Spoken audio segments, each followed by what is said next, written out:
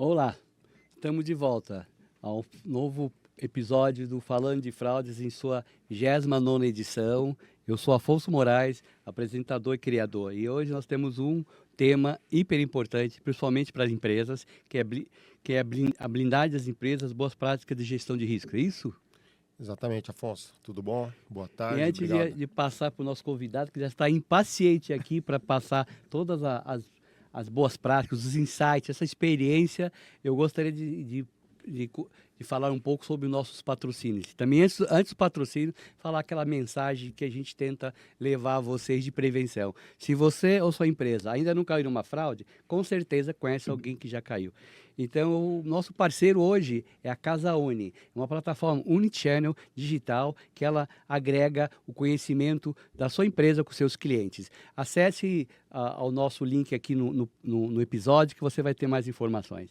Então, hoje nós estamos trazendo aqui, como eu disse, um expert em relação à prevenção de blindagem das empresas, boas práticas de gestão de risco, o Abner Rosa.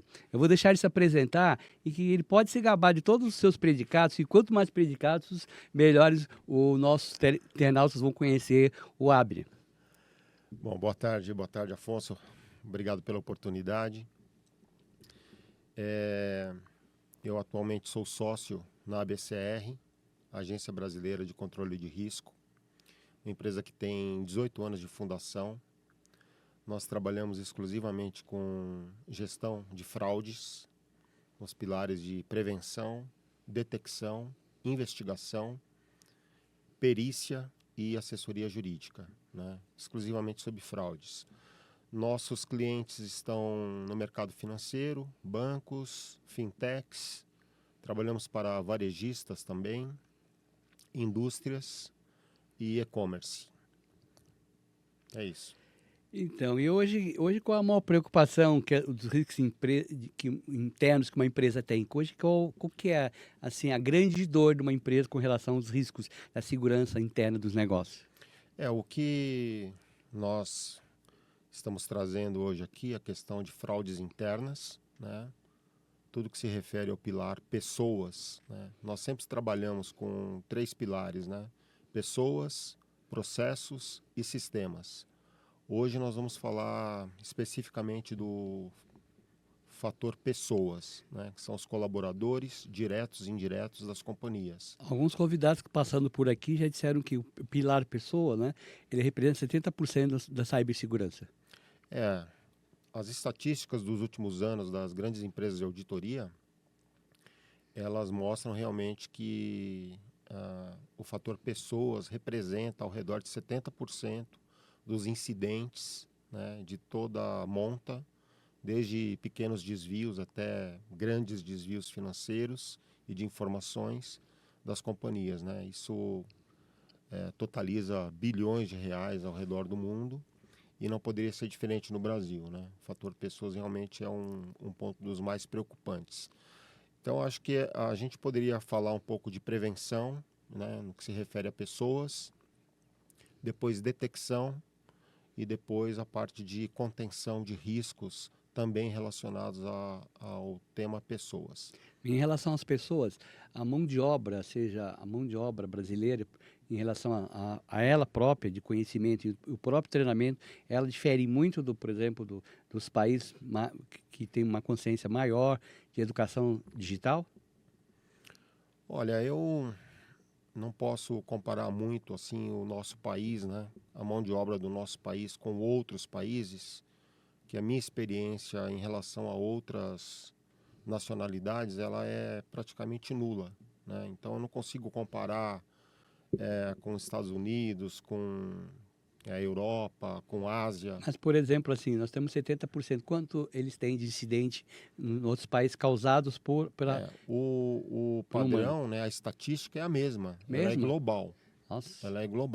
Então é um problema global, né? É um problema global que, obviamente, dependendo do perfil da pessoa, dependendo das suas alçadas, dependendo do tempo de empresa, a idade, ele vai causar um menor ou maior dano financeiro, legal e de imagem, né? Então, é um problema global, mas exatamente assim, quais são as modalidades, o que que é explorado no mercado norte-americano, asiático, europeu, quais são as fragilidades exploradas lá fora versus as que são exploradas aqui, eu não consigo Se fazer essa mensurar, né? comparação. Mas é uma coisa interessante, né? Eu tenho batido muito nessa tecla. Eu sou seguidor da sua cartilha aí de educação digital em primeiro passo da prevenção. Mas o que eu vejo, pelos todos os convidados, por esses 30 episódios, que hoje vai ter o 30º depois, né? Uhum, O que eu vejo é que as empresas que vêm aqui, ou as pessoas, elas muita técnica, muito conhecimento de cibersegurança, mas não vejo empresas dedicadas tanto à cibersegurança, né? uhum, Poucas empresas estão aí fazendo gamificação, ou treinamentos, ou palestras. Mesmo quando você vê os eventos, agora vai ter um evento, inclusive, que a gente está patrocinando, né? O Human Risk, 26 de outubro, se vocês quiserem ir para esse evento, é um evento justamente sobre a humanização da segurança. uhum, Vai ser voltado a isso um dia inteiro, mas é poucos eventos. uhum, Esse é o primeiro evento que eu vejo, né? uhum. Porque é importante o compartilhamento, né? Sim. Eu estou aprendendo, estou compartilhando com você, Uhum, ou outras pessoas que vêm aqui no seu meio, né? Então não há um compartilhamento e não vejo ninguém lançar curso de cibersegurança de uhum, educacional, né? Vejo lançar de prevenção, de Harvard, de outras situações, né? uhum. De ferramentas novas, né? O pessoal está sendo muito, digamos, com muita técnica, né? Aprendendo bastante, né? Mas eu não vejo essa parte aí, que é a parte básica, né? O início, né? É, o que Beabá. é o que a gente vê no dia a dia da BCR, né, nos trabalhos que nós realizamos. Normalmente nós somos chamados, né, na sua maior parte do tempo, nós somos chamados numa situação reativa. O incidente já aconteceu, É, né? Então, os tipo assim, 70% reativa e 70% reativa e 30% preventiva, quando acontece, né? prevenção e detecção realmente, pelo menos naqueles que nós estamos atuando nos últimos anos, ele vem nesse bloco mais de reação, né? E muitas vezes no bloco de reação, já em situação de sala de guerra, Só que, com sistemas já paralisados, com sequestro de empresas, com fuga massificada de dados, né? E basicamente o que a gente faz ali dentro de um comitê de crise é reconstituir, né, o passo a passo, desde aquele momento que a gente é chamado até a sua originação, para entender quais foram os fatores, né, que causaram aquele determinado incidente. E, né, trazendo para o tema aqui pessoas, né, o que a gente observa no bloco de prevenção são muitas oportunidades, desde o recrutamento e seleção, né, com um bom processo de due diligence em relação ao recrutamento e seleção.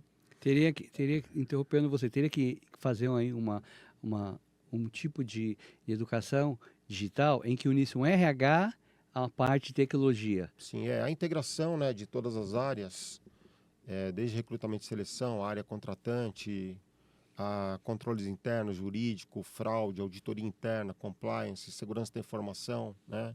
Então, tudo que puder centralizar e integrar informações, evidentemente que é melhor, né?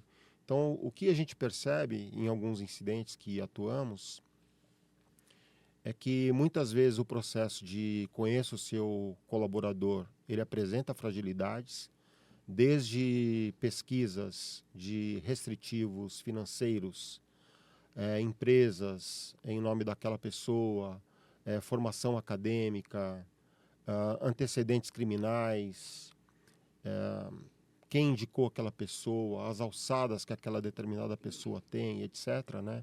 Nós percebemos muitas oportunidades no processo já de entrada desse colaborador para dentro daquela determinada empresa, né? A mesma coisa se aplica nos serviços terceirizados, né? Então, quando os nossos clientes eles terceirizam as suas operações para, por exemplo, empresas de BPO, né? Vendas, cobrança, concessão de crédito, mesa de prevenção à fraude, a gente também percebe que o processo de conheça o seu colaborador lá no fornecedor muitas vezes também apresenta uma série de fragilidades. Se o né? grande tem fragilidades, imagina o menor, o terceirizado, tem Exatamente. mais fragilidade. Então, uma primeira sugestão que a gente traz aqui, né, é o fortalecimento desse processo de recrutamento e seleção.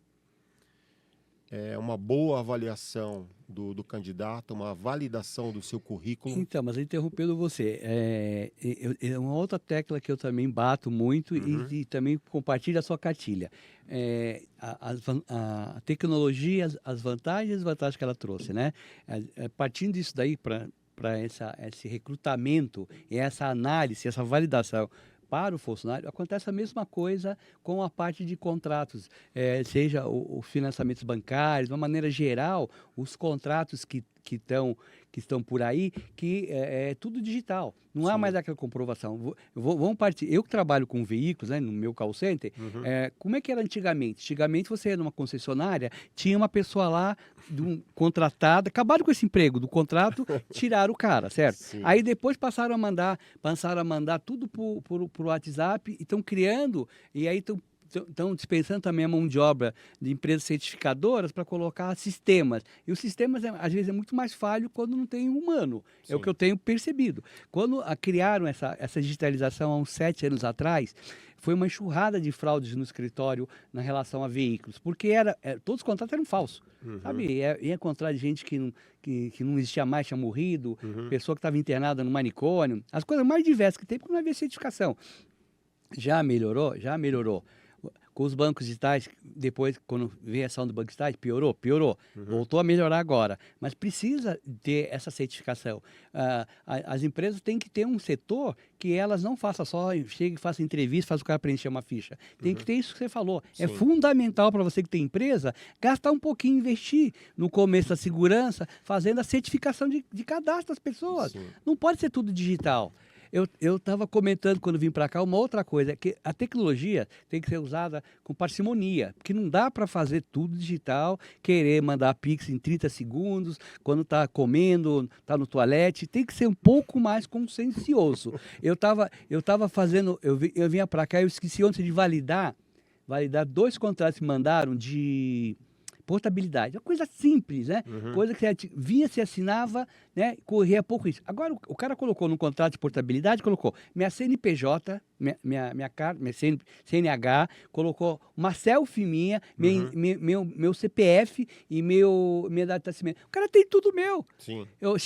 Se quiser, inclusive, usar a minha foto para outras coisas, entendeu? Sim. Então é isso. Será que precisa tanto as empresas investir em sistemas, investir em APs e não investir numa empresa como a BCR ou aquela que veio aqui da Arpia, ou outras empresas, né? Não fazendo propaganda de ninguém está patrocinando, mas é o que precisa, é isso. Precisa, desde a criança até a empresa, dosar o digital. Sim. O digital é fantástico, eu amo o digital, vivo com o digital, mas ainda tomo alguns cuidados, né? Alguns cuidados, porque não é a facilidade cria oportunidade, falta de prevenção.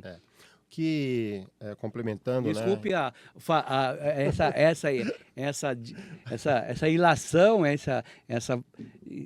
expor isso, mas é o que realmente acontece, a gente vê sempre isso, né? E continua as mesmas coisas. O convidado vem aqui, ele fala que está fazendo e tal, mas a gente não vê. Aí sai lá fora, eu vejo as fraudes mais variadas, vejo os hackeamentos de coisas absurdas aí, entendeu? Sim. Complementando, né, em cima dos pontos que você colocou, né, a questão realmente de adoção, né, de um bom processo de investigação no onboarding, né, desse novo colaborador. A mesma coisa no que se refere aos colaboradores dos fornecedores e cláusulas de proteção para o contratante em relação ao fornecedor, né. Uma outra boa prática é o treinamento e a conscientização sobre o código de ética da empresa, né? Código de conduta e ética da empresa e segurança da informação. E a LGPD. E a LGPD com o devido registro e as evidências guardadas de que aquele colaborador foi treinado para que depois, né, havendo um incidente, não se possa alegar ignorância, eu não sabia que eu podia fazer isso, que eu não Sim, podia fazer aquilo, se etc, você não, etc. quando isso é um processo de RH, eu não sou de RH, mas toda empresa pequena, até pequena, quando você entra, tem que dar a missão da empresa, o código de conduta, senão depois você não pode dizer, olha, você entrou pela porta errada, você tem que entrar pela aquela lá, Exatamente, que é o servidor. Então você tem que passar isso exatamente. para o colaborador e a empresa maior, que terceiriza algumas coisas essenciais que Uhum, usa dados, ela tem que passar a mesma política sim. dela, tem que É. seguir a mesma política, Você né? vê que os colaboradores, né, estão, dependendo do nível deles, estão cada vez mais autônomos, né, e com maiores alçadas, em razão do dinamismo dos negócios, né, da velocidade que se pretende, Mais hierarquia de acesso a dados. acesso a dados, alçadas de aprovações, né. Sim, Você estava comentando, né, sobre a experiência do cliente, né, que estão exigindo uma série de outras coisas para você fazer é, um processo simples de portabilidade, né. Esse é o desafio eterno, né, da área de gestão de fraudes, é como equilibrar, né, a boa experiência do cliente com discriminar o que é bom, o que é ruim, qual é a fraude, qual que não é a fraude, né? Então, como está trabalhando nessa área, mas felizmente, né, ainda a fraude é exceção em meio a milhões de transações, como você falou do Pix, né? Você fala, poxa, o Pix é em 30 segundos e tal, né? Você vê que o 15, né? Pix 15. Eu falei é, 30 e errei, 15. você vê que o Pix bateu o recorde, salvo engano, Foi, ontem, semana né? passada. 227 milhões de É, transações num dia, né? isso. É. E É o aí uma sistema de paga, é o sistema de pequena pa- fração é Então, mas fraude, né? essa tecnologia que trouxe maravilhosa, Sim. você reparou que é rápido? Reparou que você não tem custo? Não precisa Uhum. pagar mais DOC nem TED? Olha que beleza. É uma beleza. É, É, uma então, facilidade. e quanto cresceram as fraudes das contas laranjas, Sim, sim, dos golpes de WhatsApp, falando de sim, golpe, não falando de fraude, dos golpes. Cresceu 70% também. sim. Nós somos o quinto país do mundo em fraudes financeiras, em Uhum. cartões, etc. Então, Uhum. cresceu muito, né? Sim. O que nós temos atuado em alguns golpes cibernéticos, né? E trazendo novamente, né, para esse link pessoas, né? Pessoas internas com pessoas externas, né? Essa vinculação de determinados golpes que possuem características tão específicas que exploram exatamente determinadas fragilidades que denotam claramente, né, que houve algum tipo de vazamento de informação da empresa, seja ela um arquivo, seja uma informação de alguém que detinha aquele conhecimento, passando para fora um dia, um determinado dia, horário que haverá uma manutenção, um determinado dia em Passa a senha, né? que Vende a senha. vender senhas ou fragilizar a segurança, né, de perfil de acesso e assim por diante, né? Então, o vazamento dessas informações é algo assim muito tênue, né? Que quando a gente entra num incidente, fala assim, mas como é que isso aqui foi explorado? Porque era algo que poucas pessoas dentro da companhia, né, tinham conhecimento. Então, o que que isso nos remete no bloco de prevenção, né? Os sistemas críticos, os processos mais críticos, o que tem o maior valor para as companhias, né? Nós percebemos que existe ainda muita oportunidade no que se refere à rastreabilidade, a logs de acesso, a guarda de informações que permitam o monitoramento de dia, horário, máquina, local, quem foi que acessou, quem foi que olhou aquele determinado cadastro, aquela determinada ferramenta de Então, solução e isso assim chama-se por hierarquia diante. de dados. Se você tem que acessar um dado, não acessar o outro e passar para o outro para Exatamente, verificar, rastrear quem exatamente. acessou o CPF, agora quem acessou o endereço, quem acessou. Estou dando um exemplo, quem fez um acordo, entendeu? Tem Sim, que ficar sim. caracterizado. É, Quem entrou no servidor após as 18 horas, sistemas sim. Hoje não deixar a praticamente porta aberta de É, VPN. hoje praticamente a gente vê as operações aí rodando praticamente 24 horas, É, né? com a É, VPN, né? Muita coisa de home também. sim, Então é sim, pior ainda. Aí exatamente. pior o treinamento e acompanhamento da mão de Sim, obra, né? Física, né? perfeitamente. Aquilo que a gente praticava antes de mesa limpa e caiu É, por terra, né? é. Acabou com esse modelo híbrido, né? Em presencial e, e home, né? Então, é exato que a pessoa, quando está na casa dela, ou está num ambiente mais relaxado, etc., né? Está mais sujeita a vários tipos de incidentes, Sim. né? Então, assim, para a gente fechar o bloco de prevenção, né? Repassando, então, uma boa investigação empregatícia Sim. na entrada, e é importante não largar essa investigação empregatícia ao longo do tempo que a pessoa está dentro da empresa. Então, tem que ser feita de maneira É mais difícil, hein? periódica, né? Mas, Porque o que acontece? O dado em si ele é muito perecível, né? Então, você pega um funcionário que tem 3, 5, 10 anos de empresa, a situação dele mudou sim, a pessoa totalmente, muda, né? é A pessoa lógico, muda a vida dele. desde É, endividamento, isso, mesmo algum convívio, vício, convívio, né? Conhece outras ah, pessoas. exatamente, amizades, Sim, ó, se casou, se separou, etc, etc, sim, né? Então, esse monitoramento na entrada e também no durante, ele é muito importante, né? Obviamente que dentro do campo ainda de prevenção, o canal de denúncia ele é super, canal anônimo dentro da empresa deles. é muito importante, né? Então, as soluções de denúncia, onde você possa ter um canal para falar desde assédio até fraude, né, que é o nosso tema aqui, ele é super válido para se ter.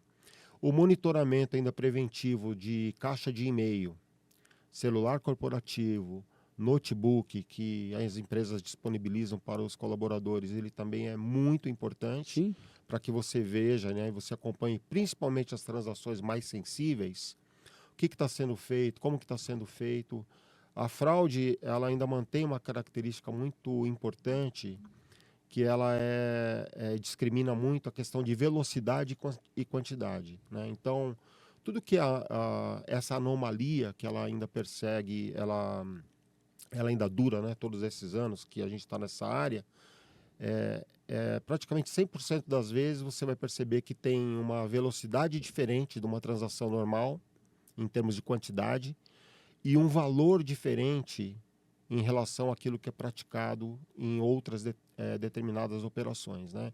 Então, você monitorar o colaborador, mas o que ele está fazendo em termos de quantidade, velocidade, valor, então é essa algo que parte já pode entrou um pouco também na discriminar. parte de ferramentas que a empresa tem que ter. É Sim, numa outra pergunta, as ferramentas dispensáveis para detectar os riscos dentro da organização, certo? sim, sim. Então, porque tem que aliar uma coisa à outra. Para você Tem. monitorar, você tem que ter E aí cai no sistemas. que você comentou de ter estrutura, né? Tem uma Sim, estrutura dedicada que cuide, né, desse papel, né? Então, quando a gente está falando ali das 3 linhas de defesa, né? Quem é que executa o processo, quem é que monitora o processo, nós percebemos ainda que tem muita oportunidade, principalmente, né, olhando os incidentes que a gente atua, a gente percebe que tem muita oportunidade entre quem está fazendo a atividade e muitas vezes, né, como eu falei, né, a maior parte das vezes a gente é chamado num bloco reativo, e reativo já com uma frequência e um impacto financeiro relevante, na casa de milhões de reais. Que isso mostra que o monitoramento de determinadas atividades, ele foi falho, né? Então, acho que aí tem muita oportunidade meu Abner, eu para se acho que olhar. esse monitoramento aí, inclusive, acho que é uma profissão nova, uma atividade nova, né? Eu acho que só em grandes empresas que tem alguém para ficar monitorando, Uhum. tanto a parte de física, né? Transacional, A né, parte para fora, transacional, se os documentos, depois acompanhar. Agora sim, vamos pegar o cara que entrou há 6 meses atrás, um ano, rever os documentos e aí fazer uma exatamente. certificação se ele mudou de endereço, Uhum. porque isso que você falou é uma coisa fantástica, né? Tipo, alguém faz, eu não vejo fazer isso Sim, aí. sim. Imagina, as grandes fraudes corporativas, Uhum. porque as pessoas, o que elas fazem hoje em dia, né? Um pouco diferente. Antigamente, você desviava, furtava, se apropriava, escondia. Hoje, coloca no Facebook, nas redes sociais, Sim, né? sim, O que eu tenho visto em outras situações, que a pessoa, quando começa a ter alguma coisa, ela quer sim, mostrar. Ela não basta para ela usar o carro ou sim. trocar a casa, ela já quer mostrar Então, se fizer esse Felizmente, né? se fizer esse monitoramento, vai localizar. Pô, o cara tá ganhando 10 mil reais. Olha a casa dele O lá. cara tá 5 produzindo quartos. provas, né? Contra ele 5 mesmo. quartos e uma piscina. E olha o carro, pô, É. ele tinha um carro, custava 50 mil, ele tá com um carro de 200 mil, um SUV, último tipo. Faz uma análise. Pode ser que o cara tenha ganho uma herança, tá? Mas Pode. tem que analisar. Sim, Certo? sim. Então isso é uma coisa. E outras ferramentas, monitoramento, a parte de trabalho, do computador, Sim. do celular, do corporativo, do notebook, né? E dos e-mails, né? Sim. Ver como é que está. Se tem algum e-mail que está fora, inclusive, do padrão da empresa, não só com relação a fraudes, né? Mas com relação à legislação de atendimento, discriminar. Hoje em dia, nós estamos numa política muito sensível, né? Sensível para as empresas, é a imagem da empresa, né? Sim. Você vê que demitiram um ministro que falou que ele fez assédio, mas ninguém falou que tipo de assédio, né? É a primeira vez que eu vejo alguém sair de um crime o assédio é uma coisa genérica, né? O que é assédio que ele fez? Que tipo de... Eu acho que tem que falar, acusar a pessoa, o cara ficou aí, pode dizer, um assédio pode chegar a um stalking, que é uma coisa muito mais séria, outra, para não falar em outras coisas. Então, é a mesma coisa dentro de uma empresa, né? Dentro de uma empresa, você tem que ter uma política, para você ter uma boa imagem, uma imagem que não foi fraudada, para você comprar no marketplace ou fazer um financiamento de um banco, você tem que ter essa empresa aqui é segura, não vou colocar meus dados, vou fazer um financiamento, vou comprar, mas não vou ter nenhum problema dele para algum lugar. E é a mesma coisa que uma política que atende as minorias, as etiquetas sociais hoje que precisa, né? Hoje todo mundo tem essa política então, se o cara está mandando e-mails, por exemplo, nazistas, né? Ou falando de guerra, mate todos os judeus ou mate os palestinos, já pensou? Como é que vai ficar a imagem dessa empresa? O que eu posso dizer, assim, que os processos que a gente tem atuado praticamente é uma constante, né? A sua maioria, quando a gente faz a perícia, né, da caixa de e-mail dos colaboradores que estão sendo investigados, né, colaboradores suspeitos, é muito comum a gente encontrar o envio do e-mail corporativo para o e-mail pessoal de fluxos, políticas, como fez a Hillary Clinton, né? Orçamentos, descrição de produtos, isso é grave, números, né? Gravíssimo aí. Features de produtos, projetos em andamento. Então a gente tem encontrado praticamente em todos os trabalhos que a gente realiza, né, em busca de informações, né, materialidade do incidente que nós estamos atuando. Quando a gente faz uma varredura numa caixa de e-mails, é normal a gente encontrar esse tipo de desvio, né? Então, como você comentou, né, as grandes corporações, né, no que se refere à estrutura organizacional, já possuem, né, os seus mecanismos e a estrutura propriamente dita para olhar desvio de conduta, né? E é claro que tem as empresas menores, né, de médio porte e pequeno porte, que aí tem muita coisa para desenvolver ainda, né? Até um aculturamento mesmo, né? Fala assim, olha... Às vezes pode até fácil, ter uma estrutura pequenininha, mas não acha que isso aí é despesa, não é investimento em imagem, qualidade de prestação de serviço ou de... E aí pode ser fatal, né? Uma empresa menor, havendo um problema desse que a gente está falando, pode acabar com a empresa, né? Eu posso citar um exemplo de uma eu gostaria de fintech. citar um incidente, como ocorreu, não precisa contar A ou B ou C, mas como ocorreu, olha, o cidadão usou uma senha, usou uma porta, para as pessoas verem, né, o risco que elas estão correndo, né? Um incidente, né, envolvendo uma fintech com determinadas fragilidades de onboarding, né, de concessão de crédito, certas ferramentas que ainda não estavam bem calibradas, envolvendo biometria, prova de vida, geolocalização, né?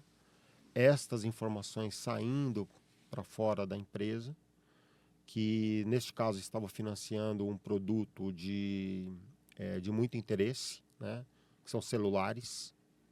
Então a combinação dessas fragilidades com pessoal de campo, de fora, né? Quadrilhas organizadas, causou um prejuízo de alguns milhões de reais em pouco espaço de tempo, né? Então, quando você tem essa combinação entre colaboradores e tirando informações, mostrando para fora o que pode ser explorado naquela determinada empresa, isso realmente pode ser fatal, né? Nesse caso foram milhões de reais de prejuízo e quase que acabou, né, com a Foram dados ou iniciativa. foram desviados? Foram informações sobre essas fragilidades que permitiram com que a quadrilha comprasse milhares de celulares, né, utilizando cadastros de terceiros com fraudes grosseiras, né? Muitos documentos com mesmas fotos, etc. Uma coisa assim que, para o tempo atual, você fala, como é que isso aqui aconteceu? Preparou de um lado, se preparou de outro, né? Exatamente. Quais medidas que uma empresa deve adotar se tiver um colaborador que tenha cometido, identificar que foi envolvido em fraudes ou atividades ilícitas da empresa? O que ele deve incluir, não só contra ele, até para a imagem dela? O que ela deve fazer? Porque tem as duas coisas, né? Sim, sim. O que a nossa sugestão é assim. O que a gente percebe quando nós somos acionados é que muitas vezes a pessoa já foi desligada, né? Nós mandamos embora, pagamos todos os direitos. Tá errado, né? Isso acaba perdendo uma oportunidade muito grande de apurar exatamente o que aconteceu. Perde-se uma oportunidade imensa, no processo de investigação, no inquérito administrativo, e mesmo na entrevista de desligamento, né? Então, quando uma fraude acontece, uma fraude interna acontece, e a companhia sinaliza para dentro dela mesma que ela desliga a pessoa, paga todos os direitos, não apura o que aconteceu, né? É um recado muito perigoso que você passa para dentro, ao passo que a nossa sugestão havendo uma denúncia, existindo informações, existindo indícios, é interessante que se haja com frieza, né? Você pode até preventivamente afastar essa pessoa daquelas atividades, colocar ela num processo de quarentena, afastar preventivamente e apurar tudo que se puder apurar, bloquear os acessos, bloquear os sistemas, preservar todas essas evidências da situação que está sendo falada, né?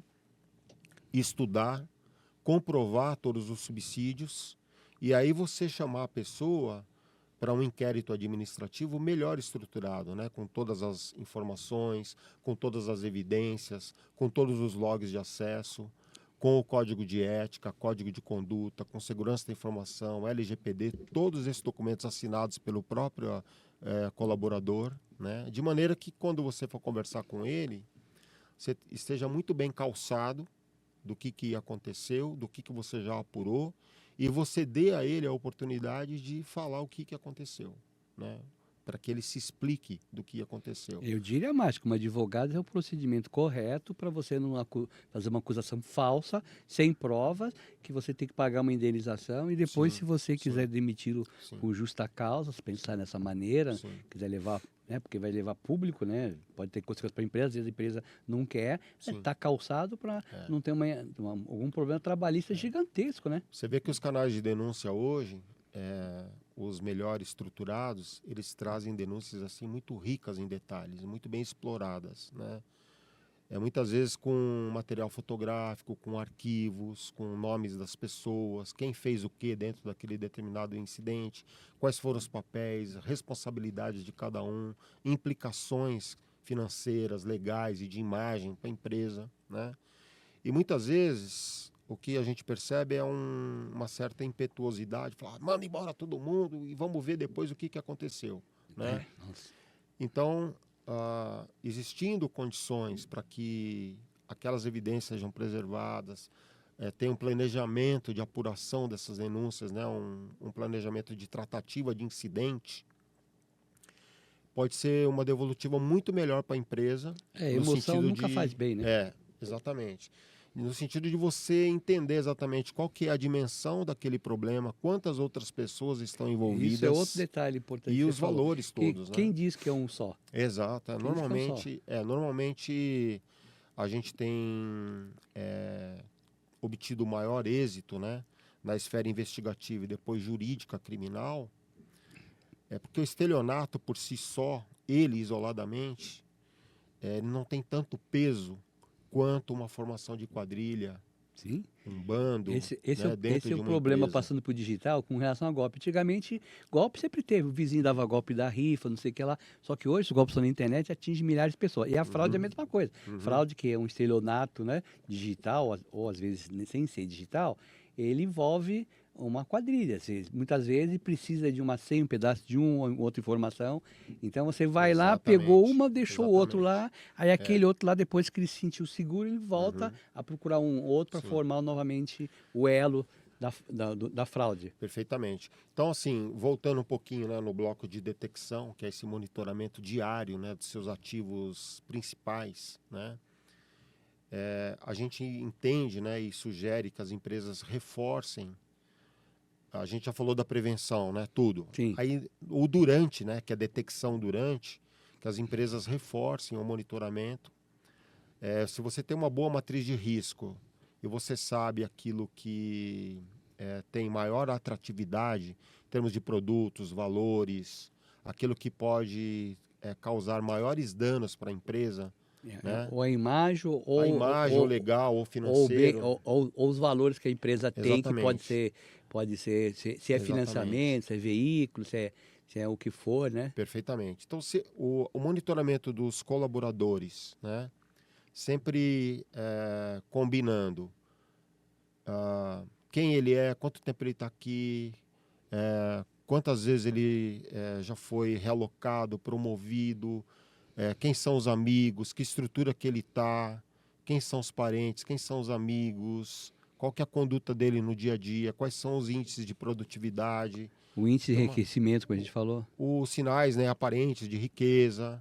Então, a combinação desses fatores todos, somadas às atividades que ele executa na empresa, em termos de quantidade, valores, o que, que ele toca, o que, que ele tem conhecimento, pode ser um bom caminho para você iniciar um monitoramento preventivo, né?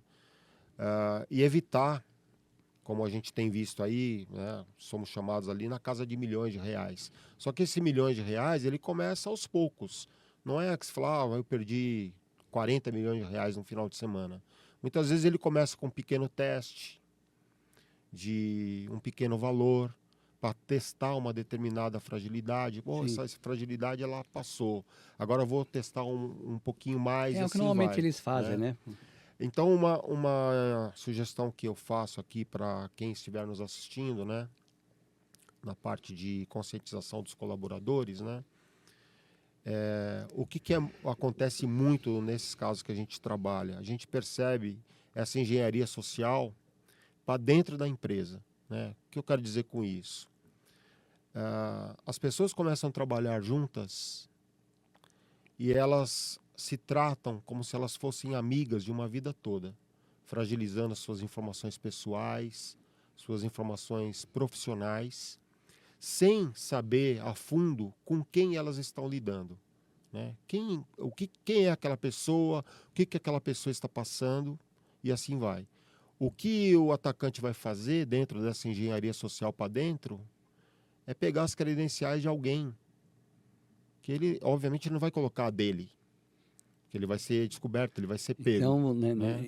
nessa série de ataques aí, a maioria das vezes ele não usa a credencial dele, usa de Não, outros. E vai aí, pegar dos amigos, né? Porque a há gente ainda casos de. tem visto nos incidentes o compartilhamento de senhas, áreas gigantescas, né? Que por N razões de helpdesk, se coloca uma senha muito difícil para muita operação, se coloca muito fácil, todo mundo compartilha. Um determinado usuário bloqueou porque ele errou, mas não pode parar a operação, usa a senha de outro. Essas fragilidades, né, no seu dia a dia, elas continuam sendo exploradas. Mas isso é a coisa básica que a gente falou. É a pressa do digital. Você entende? Não pode parar de vender, não pode parar de parar, não pode parar financiar, nada. para consertar. Então tá tudo muito rápido.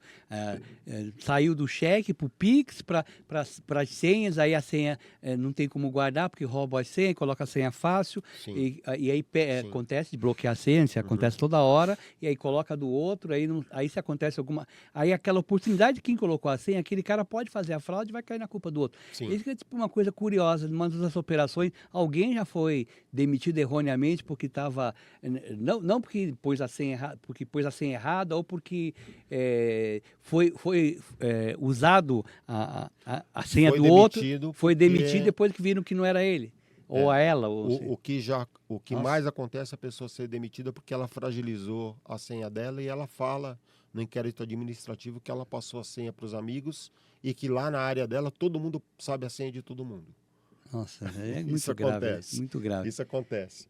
Então, um case que eu estou lembrando aqui, né, uma empresa de BPO, uma operação grande no atendimento a clientes de mobilidade, né? O compartilhamento assim quase que generalizado de usuário e senha dentro da operação, e os colaboradores descobriram determinadas fragilidades no processo, né, nos sistemas que eles estavam atendendo, né, e começaram a fazer inúmeras manobras de produtividade para ganhar comissionamento e manobras de venda de determinadas de determinados produtos, né? Nesse caso mobilidade, para fora, para parentes, para amigos e assim vai, né? Então, quando a empresa contratante percebeu esse desvio, e aí houve uma apuração, né, do que estava acontecendo, né? Por que determinados volumes estavam subindo tanto, etc. E isso tudo veio à tona, né? Olha, aqui todo mundo empresta senha para todo mundo, etc, etc.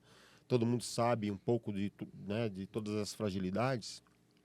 Essa empresa, além de ter descredenciado a fornecedora, ela entrou com uma ação indenizatória, né? E, nesse caso, o agravante foi que alguns dos ex-funcionários também dessa empresa, né, foram conduzidos até uma delegacia, tiveram que prestar depoimento, foram alvo de busca e apreensão em suas residências, né? Então, a coisa realmente ela é muito crítica e séria.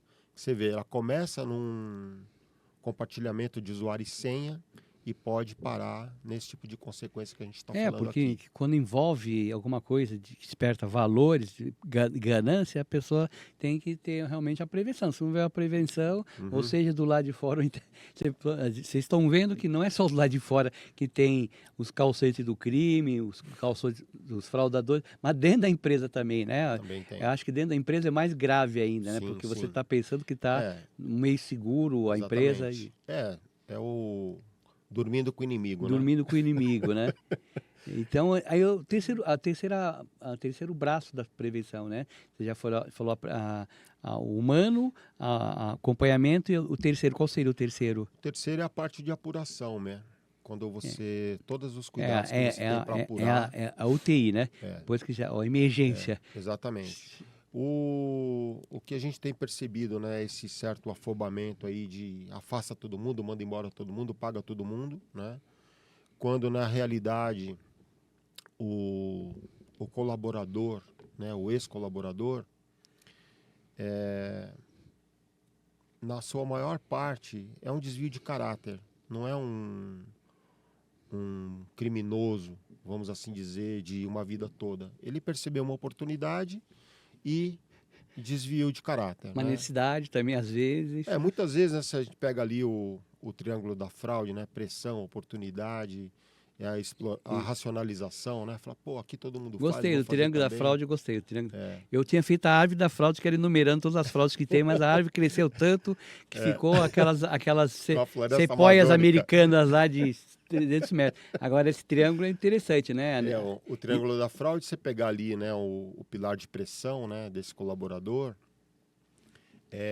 a pressão social, pressão por metas, pressão por produtividade, eu quero ter esse carro, eu quero estar bem na minha família, Sociedade etc, capitalista, né? etc. Ver o cara com o carro. Exatamente. Então, o bloco de pressão, né, normalmente ele explora isso. As oportunidades são as fragilidades, né, porque o colaborador interno ou terceirizado que está trabalhando em sistemas legados da empresa, ele percebe exatamente, pô, será que se eu fizer isso, mais aquilo vai passar? Será que se eu ir nessa tela e depois ir para aquela e voltar para aquela outra, vai? O que vai acontecer? O tempo inteiro é tentativa de erro e acerto e descobrindo fragilidades, né? E a racionalização, né? Por que não? Se eu posso fazer, eu mereço, ninguém vai descobrir que fui eu, né? Aqui nós vemos num ambiente, né? O ambiente Brasil, né?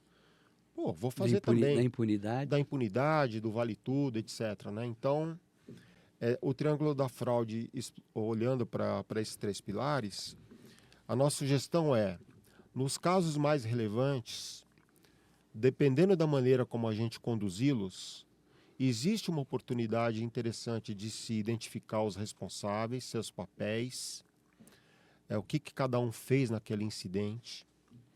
Existe uma possibilidade grande de investigação patrimonial, para onde que foi o dinheiro, né? Então, o follow the money.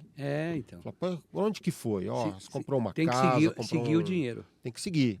Né? Então, comprou uma casa, comprou um carro, colocou no nome do pai, da mãe, do tio, de um amigo, etc. Vocês fazem esse tipo de trabalho também? Fazemos esse tipo de investigação, né, do follow the money, né? O nosso jurídico ele entra com isso, mas tudo depende muito assim da apuração do incidente, da preservação das evidências, da possibilidade da gente entrevistar esse colaborador. Sim, se não for mandado embora, se ele não for mandado embora, porque depois que ele é mandado embora, aí não tem mais jeito. Às vezes ele já está recolocado, não tem e mais ele jeito. já recebeu tudo, etc. Fala assim, olha, eu não trabalho mais aí, eu não quero mais saber, não vou voltar aí, não vou tenho fazer prova obrigação. contra mim, né? Exato. Fazer prova contra Vou voltar aí para quê, né? E muitas vezes o cara ainda fala para nós, olha, eu fui injustiçado, saí daí porque aconteceu isso, aconteceu aquilo, a empresa não presta, isso, etc, etc, etc. Com certeza. Então, para quem cuida de desvio de conduta, né, e incidentes internos, é muito importante ter um trabalho estruturado. O processo administrativo é fundamental no desligamento de uma empresa, seja por qualquer tipo de ato ilícito, ou fraude, ou outro tipo de ato ilícito, é fundamental. É o que a gente recomenda é que as empresas façam esse procedimento. Você deve ter um setor trabalhista unido com o setor de prevenção, até para assessorar. É o que eu falei no começo. Eu acho que o setor de prevenção, o gabinete de prevenção, seja terceirizado da empresa, tem que trabalhar com o RH, aí montar talvez um terceiro braço aí de acompanhamento depois da contratação. E na demissão é fundamental. Fundamental sim. Eu tenho ações no escritório de trabalhistas que o cara foi mandado embora e pôs em trocação trabalhista. Sim. Não foi nem de fraude, foi mesmo de fraude física mesmo. Teve um caso lá que a pessoa, o cheque voltava, né? Era cheque ainda. Agora, não é velho não, esse negócio de cheque é uma empresa que vende com cheque. Olha só, impressionante. Então ela era do financeiro, ela fazia isso, o cheque voltava, ela negociava, olha, pô, você voltou um cheque aqui de R$10.000, mas a gente vai fazer um acordo por 5, porque o senhor está em dificuldade, só que ela dava conta dela. Foi fazendo, na época, deu R$1.700.000, né? E aí o cara, a empresa totalmente desorganizada e tal, aí vieram para nós uma reclamação trabalhista. Falei, mas por quê? Não, a gente desligou ela faz um tempo aí, porque ela estava desviando cheque e tal, eu estou apurando ainda. Pelo amor de Deus, você tem que apurar e a gente tem que levar isso às autoridades, fazer uma representação por apropriação indébita ou fraude, ou furto qualificado, que hoje chama, né, esse tipo de coisa. Você me fez lembrar um caso recente de quitação de financiamento de carro, né?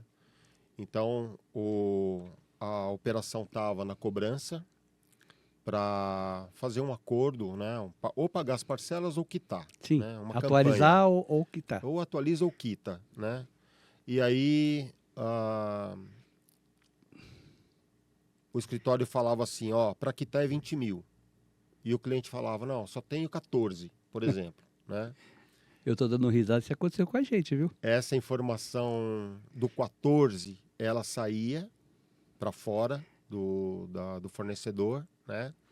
E aí alguém ligava para o fornecedor com WhatsApp, ligação, enfim, kit completo, falou assim, olha, o seu fulano, eu consegui aqui exceção da exceção da exceção por 15. E pagava na conta de terceiro, pague bem. E o cara falava assim, pô, mas era 20, né? Eu tenho 14, por que não 15, né? Ele recebia um boleto, recebia um termo de quitação. Não olhava o beneficiário e era uma pessoa física, não era um banco. 15. Vários. E muitas vezes, o que acontecia, né? Além disso tudo que você já colocou bem, o processo segue naturalmente na cobrança e busca apreensão. E isso virou uma ação grande também contra os credores, né? Porque o consumidor falou assim, olha, vocês me ligaram, aconteceu isso, eu paguei, está aqui, e ainda pegaram meu carro, fui constrangido, aconteceu isso, é uma briga danada, né?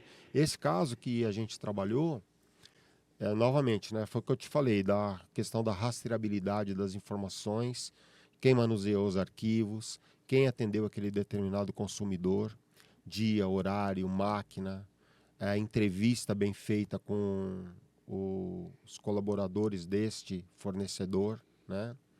Todas as responsabilidades entre contratante e contratada, até que chegamos em uma determinada pessoa, né?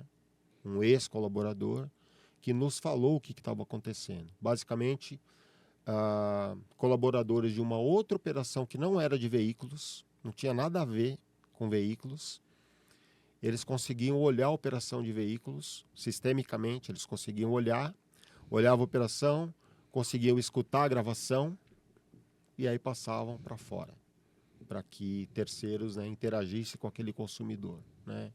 Então, essa fraude interna, ela é muito interessante, né? Porque basta uma informação. Se você tem uma informação, o restante pode desdobrar em várias coisas. Nós já passamos por isso.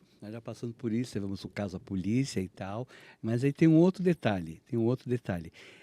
Normalmente, quando se faz esse acordo, ele é gravado no escritório e gravado no próprio credor. Uhum. E às vezes a informação sai do próprio credor também.